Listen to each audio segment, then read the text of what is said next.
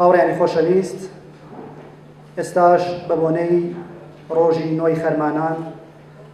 ساڵوەگەڕی گیانبەختکردنی کاک فوادی مستەفا سڵتانی و هەروەها 13ی خەرمانان ساڵوەگەڕی تیرۆری کاک سپێقی کەمانگەر بەڕێز کاک عەبدوڵڵای موحتەدی سکرتێری کۆمەڵا وتەیەکمان پێشکەش دەکات. تکایە فەرموو. هاوڕێیان ئەو کاتتان باش. قسەکردن لە دوو سەرکردەی زۆر بەتوانا و مێژوویی کۆمەڵە و بزوتنەوەی شۆڕژگەرانەی کوردستان هەمیشە جێی خۆیەتی، بەڵام هەمیشەش برینی ئێمەمانان دەکولێنێتەوە، بە تایبەتی کەسێکی وەکو من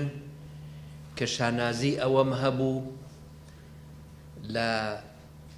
نێوەڕازمانجی پاییزی ساڵی 1348 هەتاوی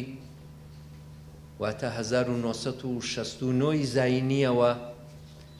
لە ریزەکانی کۆمەڵە لەگەڵ ئەو دوو تێکۆشەرەدا بم. دیارە ئاشنایی من لەگەڵ ئەو دوانە دەگەڕایەوە پێش ئەو مێژووە و 2 ساڵ لانیکەم پێش ئەوە بوو کە ئێمەمانان لە چالاکیەک و هەڵسوورانێکی گەرم و گوڕی نهێنیدا سەرنجام ڕێک کەوتین لەسەر ئەوەی ڕێکخراوێکی شۆڕژگێر بنیات بنین کە چارەنووس وا بوو مۆری داهێنەرانە و نوێخوازانە و شۆڕژگێرانەی خۆی لەسەر هەموو بزوتنەوەی ڕزگاری خوازی نەتەوەی گەلی کورد لە کوردستانی ڕۆژهەڵات و تا ڕادەیەکی بەرچاو لەم باشووری کوردستانش بدات. ڕۆژی نۆی خەرمانانی ساڵی 1358 هەتاوی کە دەکاتە 1979 زاینی، کاک فواد لە شەڕێکی نابەرابەردا گیانی لەدەستدا. 10 ساڵ دواتر لە 13ی خەرمانانی 1989دا کاک سدیقی کەمانگەر بە دەستی تێرۆریستێکی کۆماری ئیسلامی ئێران گیانی لەدەستدا. ئەوانە دوو خەساری گەورە بوون کە لە کۆمەڵە و لە هەموو بزوتنەوەی ڕزگاری بەخشی کوردستان دران و بۆیە جێی خۆیەتی ئێمە یادیان لێ بکەین لە ڕۆژی وچی وەکو ئەمڕۆدا و جێی خۆیەتی کە لە ئەزمموی ئەوان و لە خەباتی ئەوان دەرس وەرگرین، تواناییەکانی ئەوان بهێنینەوە بیر خۆمان و هەوڵ بدەین ئەو ڕێبازەی ئەوان دەستیان پێکرد بە نەسلی نوێی خەباتکاری کوردستان پڕکەینەوە، هەروەکو ئەوڕۆ دەبینن پۆلێک لەوانەی کە خوازیاری پێشمەرگایەتی کۆمەڵەن لە کچان و کوڕانی شۆڕژگەری کوردستان بەو مەبەستە هاتوون و دەورەی فێرگیان تەواو کردووە و ئامادەن چەکی پڕ لە شانازی پێشمەرگەی کۆمەڵە بکەنە شانیان. کاک فواد پێش هەموو شتێک خەباتکارێکی ڕێکخستنی نهێنی بوو. نزیکەی 10 ساڵ لەو بوارەدا کاری کرد، هەروەکو کاک سدیقیش و ئێمەمانانیش کە شانازی ئەوەمان هەبوو لەگەڵیان بین. لەبەر ئەوە دەرسێکی گەورەی ئەوانەوەیە بە ڕێکخستن ئەهمیەت بدەن. ئەم کوردستانە پێویستی بە ڕێکخستن هەیە. کەمی مەگرن ئەو ڕێکخستنانەی کە ئەوڕۆ ناونیشانیان دیار نییە، نایەنە سەر شاشەی تەلەڤیزیۆنەکان، نایەنە سەر لاپەڕەی ماڵپەڕەکان. بە زاهیر وا دیارە شانازیەکیان بۆ تۆمار ناکرێ، کەس لە هیچ قاع و هۆڵێکدا چەپلە ڕێزانیان بۆ ناکە، بەڵام ئەوانن کە تۆڕی لەشکان نەهاتووی ڕێکخستنی شۆڕژگێرانەی کۆمەڵە لە نێو کرێکاران و زەحمەتکێشان و خوێندکاران و لاوان و بنەماڵەکان و لە نێو بازار و کاسبکاران لە هەموو شوێنێکی ئەم کوردستانە ئەم تۆڕە دەهۆنەوە و دەچنن و ئەوانن کە لە ڕاستیدا پێشمەرگە بێناو و نیشانەکانی کۆمەڵن. بۆیە سڵاوێکی زۆر بۆ ئەوان و ئەو پەیامیان پێ دەڵێن کە ئەوان درێژە دەری ڕێبارزی کاک سدیق و کاک فوادن. بێزگە لەوە کاک فواد داهێنەری خەباتی جەماوەری و مەدەنی نوێ لە کوردستان بوو لە حاڵێکدا کە لە تاران هەموو ڕێکخستنەکان دەکەوتنە ژێر فشاری ڕژیمی دیکتاتۆری تازە بەدەسەڵات گەیشتووی کۆماری ئیسلامی ئێران ڕێکخستنی جەماوەری و خەباتی مەدەنی لە کوردستان لە حاڵی شکۆفانەوە و گەشەکردندا بوو چێ بوو یەکێتیە کرێکاریەکانی دروست کرد چێ بوو یەکێتی جووتیارانی دروست کرد چێ بوو بنکەکانی شاری سنە و شوڕاکانی ڕێکخست چێ بوو کۆچی مێژوویی مەریوانی ڕێکخست وە چێ بوو کە ئەو ڕێپێوانە مێژوویانەی ڕێخست لەلایەکەوە لە سەقز و بانەوە وەلایەکەوە لە سنەوە بەرەو مەریوان من لە زۆر بۆنەدا باسم کردووە جارێکی کەش دەیڵێمەوە کاتێک کە دوای شەڕی سێمانگە کە بریتی بوو لە مقاومەتێکی هەم جەماوەری و هەم هێرشی هێزی پێشمەرگە هێزەکانی کۆماری ئیسلامی شکان و پاشەکشەیان کرد و ناچار لە گفتوگۆ و وتوێژ بوون لە کوردستان شاری سنە ئەو شارە بوو کە نەک تەنها بە هێزی پێشمەرگە بەڵکو بە هێزی پێشمەرگە و خەباتی جەماوەری توانی سوپای پاسداران لەو شارە دەربکە وە جارێکی دیکە لە بیرمان نەچێتەوە کە وەختێک نەورۆزی خوێناوی پێش ئەوە وەختێک نەورۆزی خوێناوی لە سنە هاتە ئاراوە سنە یەکەم شار بوو و تا ئێستاش ئاخر شار بووە لە وڵاتی ئێران کە توانیویەتی بە زەبری خەباتی جەماوەری کۆماری ئیسلامی ئێران لە تاقە ئینتیخاباتی ئازاد و ڕاستەقینە یعنی ئینتیخاباتی شورای شاری سنە ناچاری بکە ملدانەوێنێ بۆ ئەوە و ڕزایەتی پێ بدە کەوابێ خەباتی جەماوەری و خەباتی مەدەنیش یەکێک لەو دەرسانە بوون کە ئەو دوو بەڕێزە بۆیان بەجێهێشتوین و ئێمە ئەوڕۆ دەبێ درێژەی بدەین جێی خۆیەتی سڵاوی و دەستخۆشیەکی تایبەتی بنێرین لە هەموو چالاکانی مەدەنی کوردستانی ڕۆژهەڵات بە تایبەتی لەم یەک دوو ساڵی ڕابردوودا ناوی ناهێنم بەڵام لە هەموو بۆنەکانەوە نیشانیاندا لە ئێرانی ژێرخەفەقانیش کوردستانی سربزێ و خەباتی مەدەنی و جوڵانەوەی کۆمەڵایەتی خۆی هەر درێژە پێدەدا و ڕووی گەش و پێشکەوتن خوازی ئەو بزوتنەوەیە بە هەموو جیهان دەناسێنێ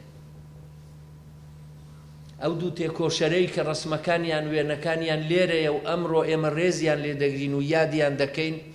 هەرتکیان لە دوو وتوێژی سەرسەختانە لەگەڵ کۆماری ئیسلامی بەرەوڕوو بوون کاک فواد وەکو نوێنەری شورای شاری مەریوان لە گفتوگۆ لەگەڵ نوێنەرانی حکوومەتی ئێران کە هاتبوون بۆ چارەسەرکردنی کۆچی مەریوان و سەرنجام کاک فواد لە وتوێژێکی سەرسەختانە و لە هەمان کاتدا ژیرانەدا توانی پاشەکشەی بە پادەگانی مەریوان بکە و دەوڵەتی ئێران ڕزایەتیدا کە بچنەوە ناو پادەگانیکانی خۆیان و شوێنی خۆیان و دەخالت لە شاری مەریواندا نەکەن و دووهەمینیان سەدیقی کەمانگەر بوو کە لە دوای نەورۆزی خوێناوی سنە کە بە ناحەق شاری سنەیان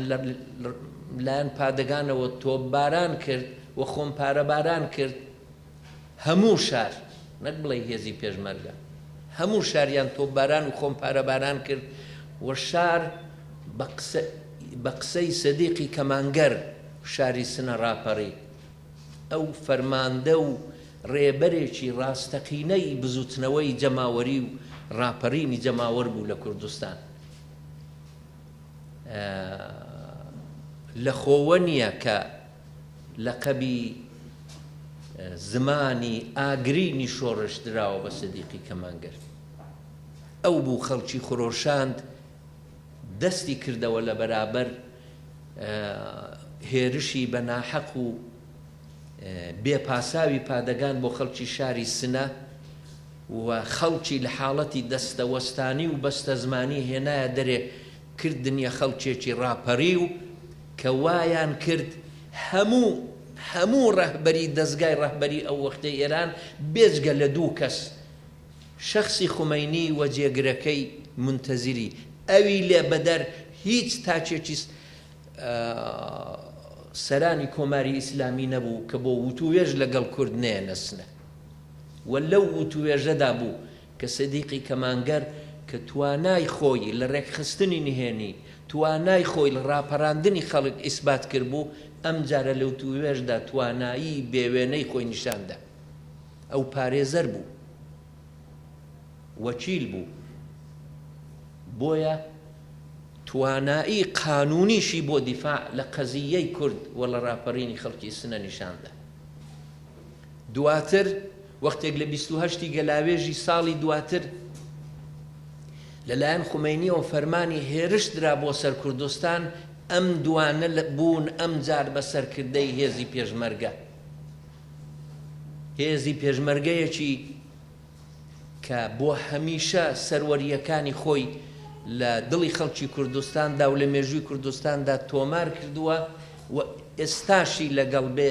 بربڕەی پشتی بزوتنەوەی ڕزگاری خوازانەی گەلی کووردە لە کوردستانی ڕۆژهەڵات